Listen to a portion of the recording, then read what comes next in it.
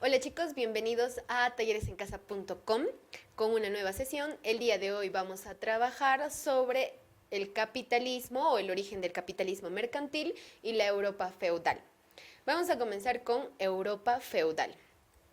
El feudalismo es un tipo de régimen político, económico y también social que se ejerce sobre cierto grupo social o sobre aquellos a los que vamos a denominar los villanos.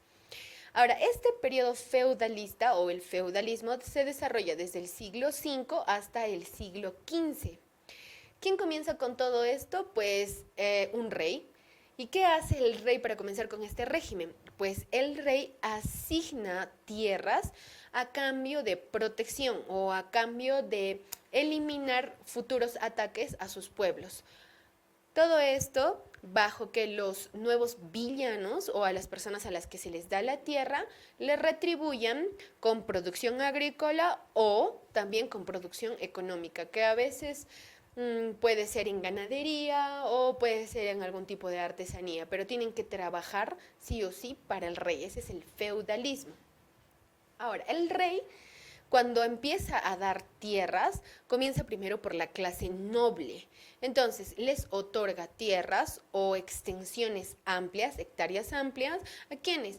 Les entrega a los duques, les entrega a los condes, a los monarcas, a los vizcondes, a los hidalgos, y estos a su vez son los que vasallan a grupos más pequeños, a pobladores de menos clase social. También se sabe que no solo se les entregaba terrenos, sino que también se les entregaba bienes. ¿A qué me refiero? A bienes como por ejemplo castillos o quizá sus territorios incluían algún convento y eran de su propiedad o de su resguarde. Esa era la forma en cómo el rey decidía trabajar durante esta época feudal. Ahora, hay que conocer un poco cómo se formó el feudalismo o producto de qué.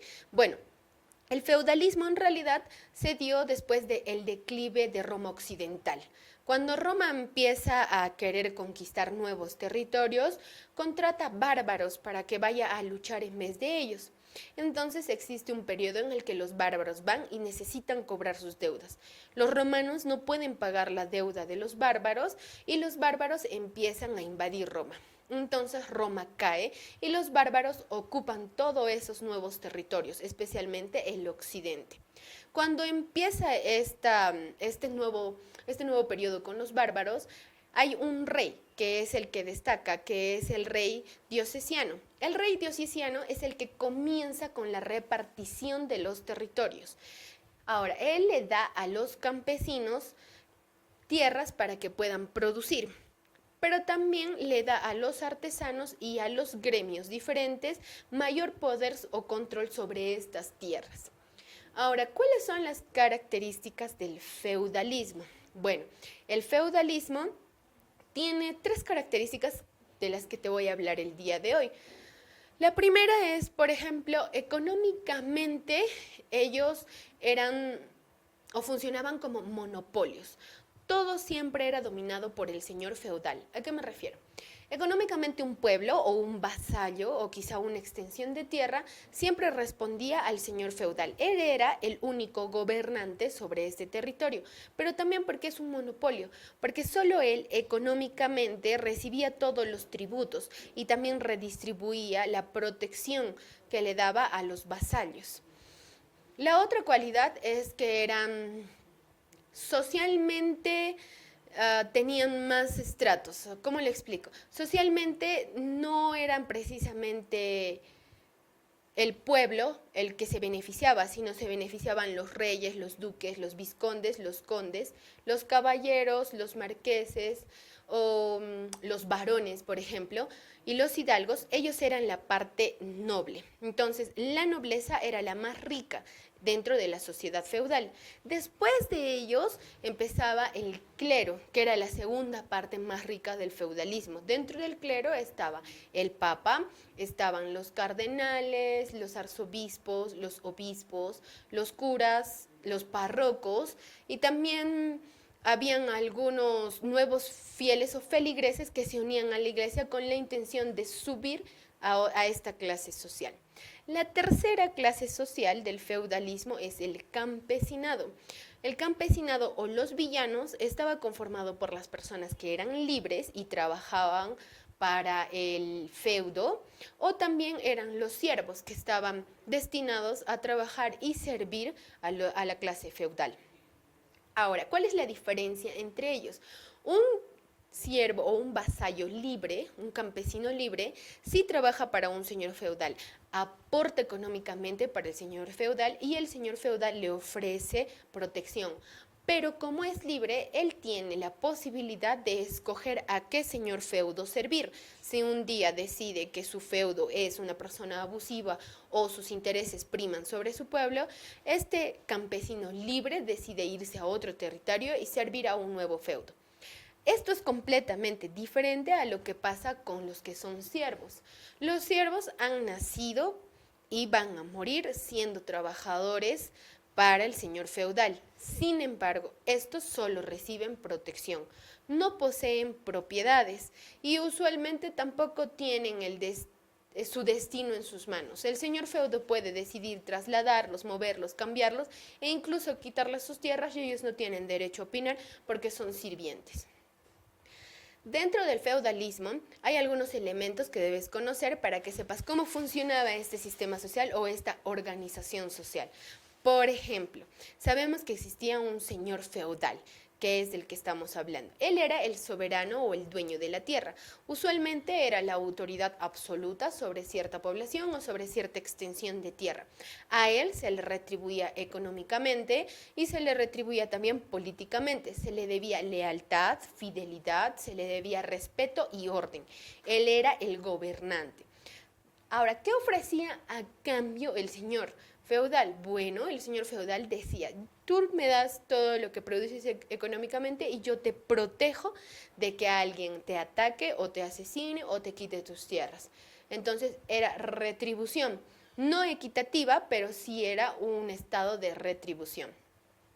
La otra parte o el otro elemento parte del feudalismo es, por ejemplo, los vasallos. Los vasallos estaban comprendidos por los campesinos y la clase trabajadora o un campesino trabajador. Dentro de estas estaban, por ejemplo, los campesinos libres, que eran los que ya te había mencionado anteriormente. Los libres pagaban los tributos, podían cambiar de señor feudal, como ya te expliqué, y también tenían destino sobre su vida y sobre la de sus hijos.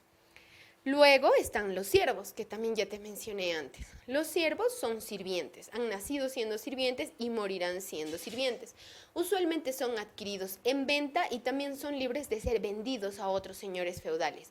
Ellos no pueden casarse si el señor feudal no autoriza o no da permiso para que esta persona se case. Ahora, también se sabe que no dejaban que los siervos se casen con una persona libre o que un siervo se case con una persona de clase alta. Usualmente se casaban entre siervos. Lo otro es que ellos sí se reproducían o tenían hijos. Ellos no tenían derecho sobre el destino de sus hijos. Usualmente eran siervos o siervos trasladados a otras regiones si el señor feudal así lo decidía. También podían ser vendidos a otros señores feudales con el propósito de generar ganancias económicas dentro de un territorio feudal. Se sabe también que no tienen propiedad privada, no se les asigna tierras. Ellos solo trabajan las tierras del señor feudal y cuando el señor feudal decide que ya no son necesarios, simplemente se les retira. No adquieren propiedad privada. Dentro de estos elementos hay otro que es el feudo o la tierra. Dentro de todo lo que te he explicado, te habrás dado cuenta que siempre hablamos de trabajo. Pues, ¿qué trabajaban ellos? La tierra. Esa era la base principal o el centro de producción del feudalismo.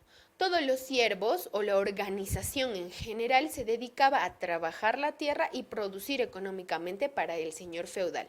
¿Qué hacía? Había una excesiva producción agrícola o una producción agrícola intensiva. También se sabe que existían los artesanos. Había una producción artesanal de forma complementaria para la economía durante el feudalismo. Dentro de este fragmento de historia del feudalismo, también sabemos que hubo el surgimiento de la burguesía. ¿Por qué? La burguesía es el periodo en el que el feudalismo ya no está funcionando. La gente se encuentra descontenta, se empiezan a notar las incomodidades que significa siempre servirle a alguien que solo le brinda protección cuando no están siendo atacados. Entonces, como el pueblo se encuentra inconforme o empiezan a tener discrepancias con los señores feudales, pues los villanos libres, de los que ya te había hablado, empiezan a tomar decisiones sobre su futuro y sobre su propia vida.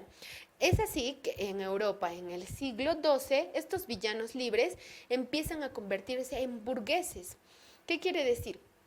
Que estos villanos libres se van de la tierra de los señores feudales y empiezan a habitar en los burgos, o sea, en las ciudades o alrededor de algunos conventos o algunas iglesias que fueron abandonados o que todavía son parte de terrenos feudales, pero que no se sienten tan aplacados o tan controlados.